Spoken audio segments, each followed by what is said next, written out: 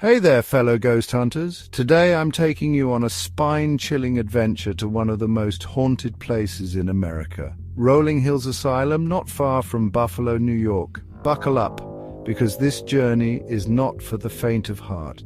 Rolling Hills Asylum has a dark and eerie history. It opened in 1827 as the Genesee County Poorhouse, and over the years it's been home to some seriously troubled souls. This place has seen it all.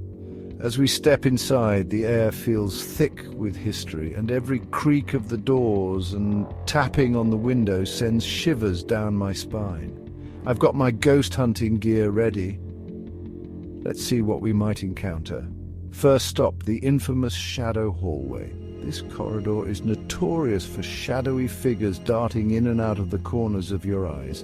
Could it be the spirit of Roy, the giant of Rolling Hills, who stood over 7 feet tall?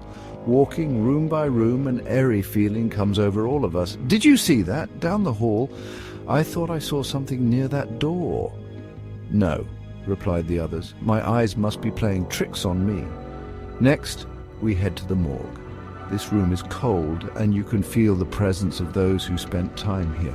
Using a spirit box, we attempt to make contact. A faint whisper. What did it say? It was... To faint, we could not make it out. Laying on the morgue table, a calm came over me. Sounds around me were muffled. So this is how it feels to be on this table. The table was cold but relaxing. Looking at the entrance of the room past my feet as I lay on the table, the suit hanging at the foot of the table is turning. Slowly to the left, then it paused, turned to the right.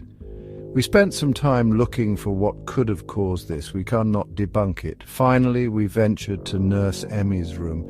Here, the energy feels almost oppressive. People have reported she does not like men in her room. Standing in the doorway, I lost my balance. Was I just pushed backwards? As I stand here, I can't help but feel I am not welcomed. Nurse Emmy was asked, "Are you here with us?" After a few minutes, we hear a tap from the corner. Everyone's heads snap to look at that area. Sadly, nothing else was recorded here, so that's our ghostly adventure at Rolling Hills Asylum. If in the area again, we may go back. This time I will be prepared to empty my pockets and show all of their contents at the door. If you enjoyed this spine-tingling trip, don't forget to like and subscribe for more paranormal explorations. Stay spooky, my friends.